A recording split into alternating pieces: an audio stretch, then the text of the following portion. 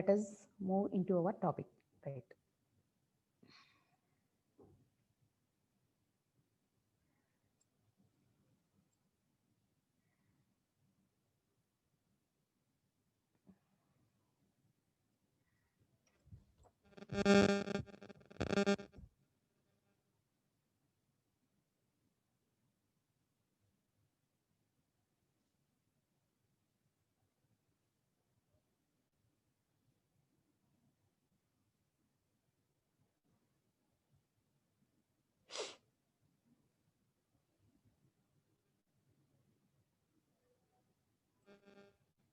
So, in our earlier class, we have been started our new topic, that is metal forming process. So, in this metal forming process, so this is the cold working and hot working. So, this is the coming to this. This is the definitions. So, coming to the cold working process, there may be certain sub classifications also, but one more time I will repeat the class, then you will get the total theory. Otherwise, you will miss the topics. So, right. So, let us move for cold working. So, cold working is the plastic deformation process of a metals at a temperature below the recrystallization temperature is called cold working. So, whereas hot working, plastic deformation process of a metals at a temperature above the recrystallization temperature is called hot working. So, these are the two definitions of the cold working and hot working process. So, coming to this, this is the curve, that is a load versus deformation, right? That means the stress or strain diagram also, we can call it as also. So, here you can observe this is the elastic deformation and yield point, uniform plastic deformation, and post necking deformation, and last one is fracture point. So, cold working, hot working, in between you can observe this as the just right cold working and hot working. So, you can observe here on screen. So, this is the load, this is the load. So, upon we are getting cold working, below this is hot working. That means load apply చేయక ముందే అంటే certain low load at a very low, the temperature is high, but in hot working the temperature is high, whereas in cold working the temperature is low, load is heavy, whereas in hot working load is very low and temperature is very high. So this is the main common difference between the cold working and the hot working. So right, so this is the ultimate stress strain diagram for a material, whatever the material we have been taken here, right? So at last this is the fracture point. So this is the strain and this is the stress. So this is the strain hardening and necking. So here you can observe elastic region and this is the ultimate strength. So you have to remember these points clearly. Otherwise, you can't write any theory for this subject. Okay. What is visioning here? So this is the elastic region, this is the yield strength, and this is the ultimate strength, and this is the fracture. So here one more thing is strain hardening, and this is the neck. So all these points clubs comes under stress strain diagram only, right? So coming to this, so this is the hot working process. Here you can observe this is the RAM and this is the base and this is the workpiece or specimen which is having a high temperature above the recrystallization temperature. So this is the practical process. So this is the lower die and this is the upper die. Lower die will support the workpiece. The workpiece is itself is heated up to above the recrystallization temperature, and the pressure of the upper die comes in this way. Therefore, the workpiece is squeezed out. So this is the stress strain diagram for this one. So this is the yield strength and ductility and toughness. So this is about the stress strain diagram for an hot working process. Every time you have to write anybody. In our question paper, what can you define a hot working? The question is, can you define a hot working? Then you have to write hot working principle, and hot working diagram. This is the line diagram and hot working stress strain diagram and advantages and disadvantages. In this way, you have to prepare your pattern to write any exam. Otherwise, you will not get the marks, right? So coming to this, this is the cold working. So this is the line diagram, stress strain diagram for the cold working. So plastic deformation process. So here this is the elastic deformation. So this is the original structure. Here you can observe this is the original structure and this is the hot worked. That means it may be squeezed. It may be squeezed due to the load, right? So coming to this, this is the cold working process. The plastic deformation of metals at temperature below the recrystallization temperature is called cold working. So right. So this is the common process, cold working and hot working process. So common cold working process is on screen we have been shared only a limited cold working process, but I will share the remaining one also. Almost all shared, almost 7. Okay, cold working is having only 7 categories. So the common cold working process are cold rolling, drawing, spinning, bending, extrusion, squeezing, peening. And here some more cold working process are hobbing and shearing. So these two may be added here. So totally we are having 9 process, 9 common cold working process we have been used in our industrial areas, right? So coming to the hot working process, so hot rolling, drawing, spinning, extrusion, forging. So mainly these are the common things, but we are having some more working process. Those are pipe welding, hot piercing, and okay, pipe welding and hot piercing. Therefore, we are having total 7 common hot working process. So coming to the cold working process, we are having 9, whereas for hot working process, we are having total 7 categories. Okay, right. So coming to this is the hot working process which we have been observed in our industries. It can be defined as the plastic deformation of metals and alloys at a temperature above the recrystallization and below melting point such that the refined grain is obtained. So the working temperature is 0.7 to 0.9 times the melting point. Right? Here we have been shared different materials with different temperatures. So steel is having the minimum to maximum 1100 to 1260, whereas copper and its alloy is 760 to 925. Magnesium is 315 degrees. Aluminum and its alloys is 370 to 455 degrees. So this is about the temperatures of different materials which we have been shared on our screen in hot working. So coming to this is the rolling process.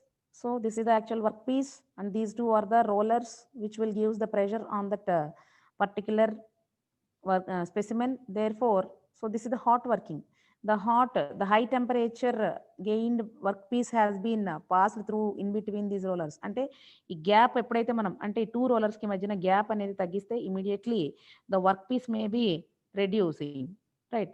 So the gap in between these two, the gap in between these two may be reduced to some extent. Therefore, our workpiece may be changing its dimensions and coming out and with a changed diameter. Here you can observe this is one diameter and this is one diameter. So here it is reduced. This is the reduced one.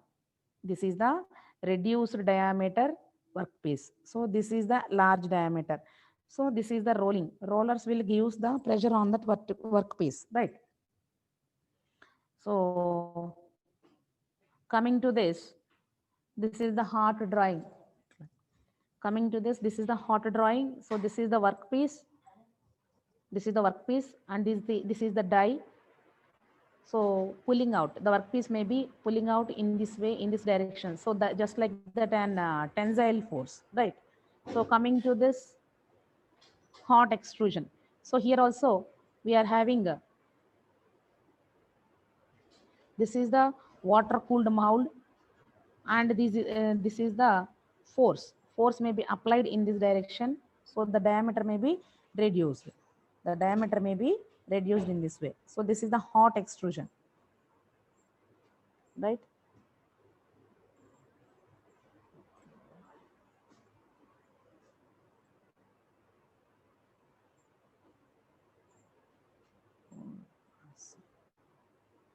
Sorry, what happened to my cell?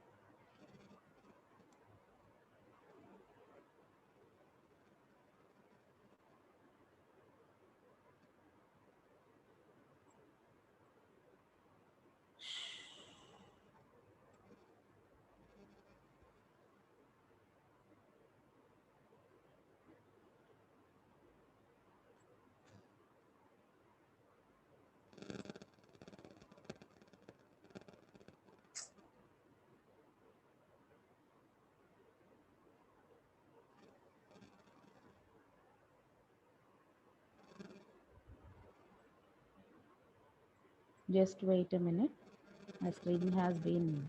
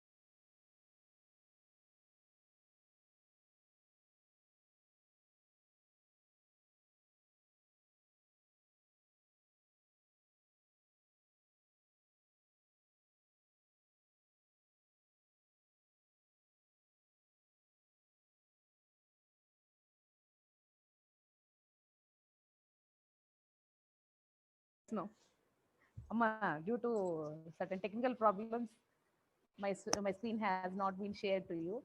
So so today the class has been going on certain disturbed topic. Okay, right.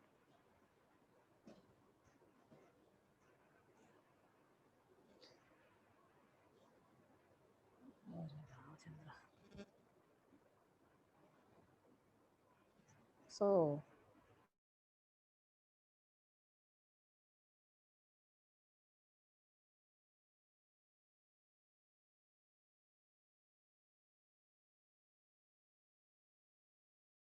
this is a hot spin. So here the workpiece is rotating in this direction. So and it has been located here. It is supported by this lathe tailstock. So The workpiece is rotating in this clockwise direction, right? So the workpiece itself is heated up to recrystallization temperature and then only rotated, and it is located at the headstock. So coming to this, this is metal spinning. Metal spinning, also known as spin forming or spinning or metal turning, most commonly is a metalworking process by which a disc or tube of metal is rotated at high speed and formed into an axial symmetric part. Spinning can be performed by hand or by a CNC lathe. So this is the hot spinning, and this is another diagram. So commercial applications include rocket nose cones, cookware, gas cylinders, brass instrument belts, and public waste receptacles. So process means a block is mounted in the drive section of lathe and supported with tailstock, and the disc is attached with headstock. Here you can observe, right? So spinning roller is attached with a T-rest lever bars. It may be suitable for both hot working and cold working. So this is about the hot spinning. And coming to the advantages of this hot working, low working force is enough to give a shape, and very dramatic shape change is possible. Properties such as strength, ductility, and toughness is improved. Density increases by removing voids. And one more thing is desired shape can be easily obtained under plastic deformation. Effect of impurities can be reduced, and good grain structure, and atoms in same direction leads to better strength, right? So this is the advantages, and some disadvantages is also there in our hot working process. So process takes at high temperatures, that is above recrystallization temperature. The temperature is 730 degrees. So special protection of machines is necessary. Otherwise, machine uh, machine and tool life is minimum. So handling cost is high. Automation is difficult one. If the die or the tool wears, the surface finish also affects. While the object cools from its recrystallization temperature, due to shrinkage of the parts, dimension may vary, right? So this is the cold working, the process in which plastic deformation occurs when the process is carried out at a temperature lower than the recrystallization temperature. So the temperature is half of absolute melting temperature, 723 degrees theoretically. So practically, its room temperature is 25 to 30. So cold forming is most commonly suitable for axisymmetric components. So here the code working process has been shared on screen. On screen we have been shared. So one is blanking, tube drawing, embossing, wire drawing, and metal spinning. So these are the main cold working process.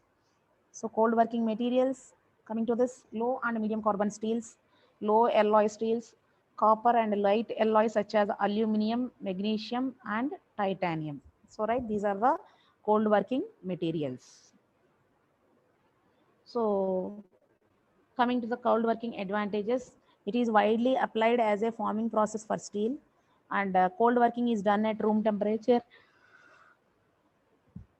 So no oxidation and scaling of work material occurs.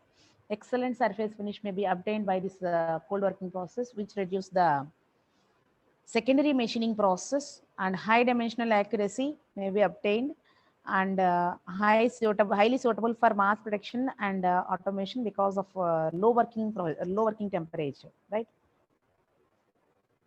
So cold working advantages, strength of the metal is high, so large forces are needed for deformation, and complex shapes cannot be formed. Tool must be specially designed, so high tool cost is required. Stress formation in the metal during cold working is higher, so this requires stress relieving. So cold working limitations, coming to the cold working limitations, it depends on the chemical composition, that is the percentage of carbon or alloying of the metal. The maximum limit is usually 0.45 percentage of carbon for steels, and cold extrusion 1.6 percentage for cold forging. Larger grain size is easy for cold working, right? So coming to, these are the main classification: working above recrystallization temperature, that is for hot working. So in hot working, new crystals are formed and it is hardens the metal and the impurities are removed from the metal. Elongation of metal takes place. Large size metals also deformed. Internal stress is not formed. So this is about the hot working. And coming to the cold working, working below recrystallization temperature. That means below 723 degrees. And new crystals are not formed and no hardening process is here. And the impurities are not removed because it is working under the cold working, that is below recrystallization temperature. Therefore, the impurities are not removed from the metal and the elongation is decreases. Elongation is decreases and limited to size, and internal stresses are found in our cold working process. So main classification and some more classifications are also there. That is surface decarburization in steels does not occur. So so coming to the cold working, chances of crack propagation is more and surface finish is also good. So here we are having not only these, we are having so many things in our cold working and hot working process.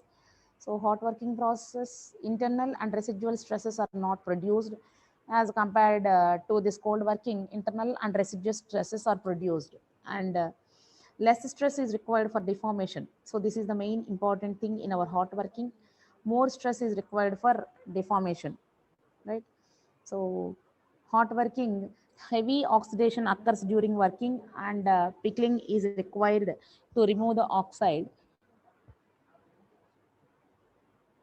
In cold working process, no oxidation of metal occurs during working and hence pickling is not required. Hence pickling is not required. So surface decarburization in steels is likely to occur at high temperatures unless the steel is protected by a proper atmosphere. So this is coming to the cold working. Surface decarburization in steels does not occur. So these are all the main classifications.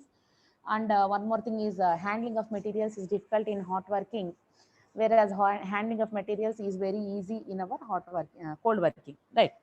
So this is about the hot working and cold working differences. So this is the forging operations. So this is the forging operations. Thus the length is shortened and either or both its thickness and width increased. The piece or the stock is said to be upset. This operation is upsetting, increase the cross-sectional area. Increase the cross-sectional area. So this is the process. This is the line diagram for the upsetting process. So here this is the original length of the workpiece, and after completion of the process, the piece dimensions may be changed in this way. So the final product is here in this way. So this is the final one. So the size here is one dimension and the size is changed here. So in this way, the upsetting operation has been done in our hot working. So this is the forging operations. So if upsetting process is done at only one end of the piece, the process is known as heading. So forging operations lo chepati manaki this is the blocking or this is the edging. This is called as edging. So this is the fullering. Coming to this, reducing the cross sectional area at the center plane and increases its length. So this technique is commonly used to make the internal combustion of engines. So right. So here this is the fullering. Whereas when we are getting the workpiece in this direction, this is the edging. So both the forging operations are nearly same, but the shape obtained by that workpiece is different, right? So for fullering, the workpiece is attained the shape of the workpiece in this way, whereas for edging, the shape of the workpiece may be attained in this direction. So right. So coming to this is the fullering. So yes, I have been already shared. So this is the fullering and this is the edging. So right. So both are same. Due to the metal longitudinally, by removing the moving metal from the portion of higher cross section and increases its length by compressive force. So this is edging or rolling. Both are the same. So coming to this is the forging operations workpiece. So here you can observe punching and blanking. Every time this question is asking in our question paper, just have a look on it. So punching and blanking, the most common shearing operations are punching, where the sheared slug is scrap or may be used for some other purpose, and blanking, where the slug is the part to be used and the rest is scrap. Here you can observe. So this is the workpiece and this is the punching and blanking. So this circular shape is known as blanking, and here the total definition is both for same for both, right? But the most common shearing operations are punching, where the sheared slug means the circular bit.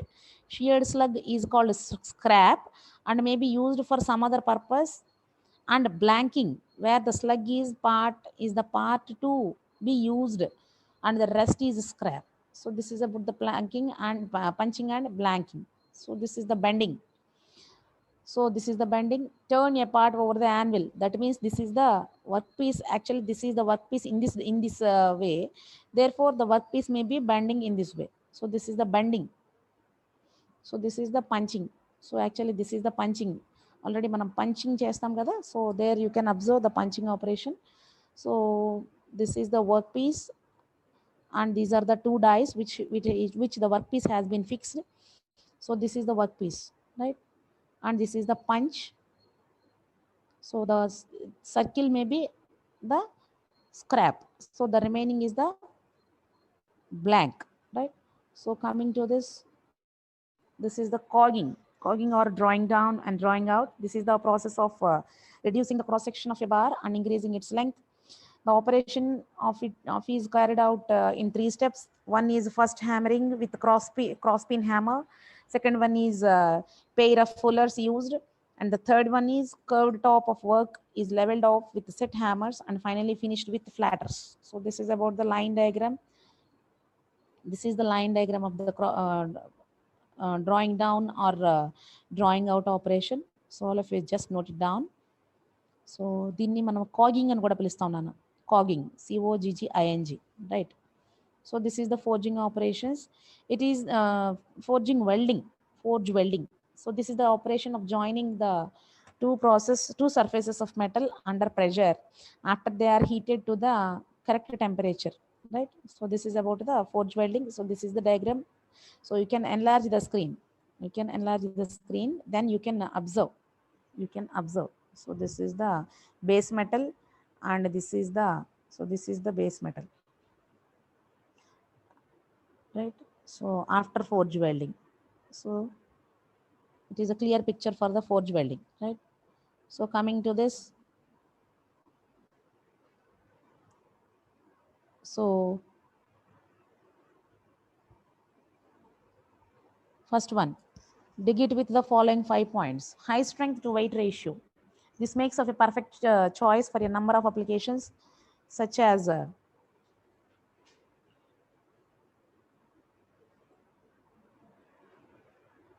automotive wheels, airframes, and panels. Second one is superior corrosion resistance. So that is aluminum forged parts do not corrode. Aluminum forged parts do corrode even when they are subjected to most adverse weather conditions. This is the main reason why they are used in the petrochemical and marine industries. In fact, most fasteners in these industries are manufactured from aluminum and wear resistance and durability. This makes it a perfect choice for most automotive industry applications.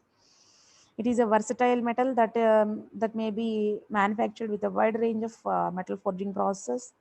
It's soft compared to other materials such as iron. This reduces the production cost. So a small gap, so flash gutter. So this is the main thing about the flash. So this is the flash. So you can observe here. So this is the forging operation. This is the front, this is the top die and this is the bottom die, and this is the forged component.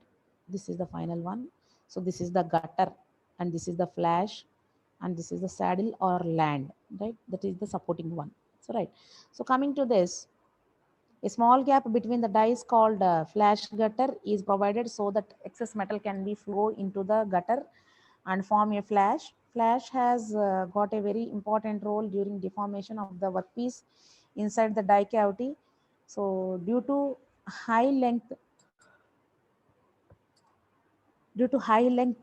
to thickness ratio of the flash gutter, friction in the gap is very high. So due to this, the material in the flash gap is subjected to high pressure. There is high resistance to flow. This in turn promotes effective filing of the die cavity. In hot forging, the flash cools faster as a result of it being smaller in size. This enhances the resistance of the flash material to deformation resistance. So, right, flash is subsequently trimmed off in order to obtain the required dimensions on the forged part. Often, multiple steps are required in closed die forging. Flash is to be properly designed so that the metal could flow and fill the intricate parts of the die cavity. A thin flash, so just I will annotate here, right? So, okay, no, a thin flash with a larger width requires higher forging loads, right? A better, before getting forged to intermediate shape, inside the primary die set called blocking die, the billet is fullered and edged. This is called performing. Subsequently, it is forged to final shape and dimensions in the finishing die. Closer dimensional accuracy is possible in closed die forging. However, higher forging loads are required. Parts with wider and thinner ribs or webs are difficult to forge as they require higher forming loads. Impression dies are usually provided with a taper called draft of 5 degrees in order to facilitate easy removal of the finished part. So die preheating may be required to prevent the die chilling effect, which may increase the flow stress on the periphery of the billet. As a result, incomplete filling or cracking of the preform may occur. Right? So this is about the parameters of impression die forging. So this is the forging load and stroke. So this is the stainless steel is mainly used in the number of applications. So this is about the stainless steel. So copper forging importance. So coming to these are all the materials. These are all the different materials. So material, according to the material classification, we didn't require all these things. We just require about the aluminum. So, coming to this is another thing, copper. Copper and its alloys is used in a number of industrial applications. This is due to excellent. This is used due to its excellent electrical and heat conductivity properties. It is known for its non-magnetic corrosion resistance, machinability, ductility, malleability, and wear resistance. Forged copper parts are a perfect choice in applications where there is a higher temperature and at a higher load. Again, the parts can withstand high stress without unexpected failures. In most cases, forged copper parts are highly recommended. Mainly, the reasons are electrical assemblies and transmission lines such as caps, connectors, and fittings. And second one is electronic components such as connectors, heat sinks, etc. And the third one is plumbing components such as impellers and valve components. And last one is gaskets and seals, especially hose fittings that are used in high temperature and corrosive environment. So this is about the copper material, right? So these are all the different materials which we have been used in our flash cutter. So almost our forging operations has been concluded in our class. So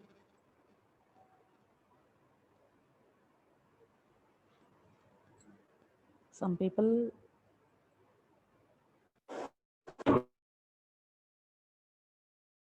and all. So today session has been concluded.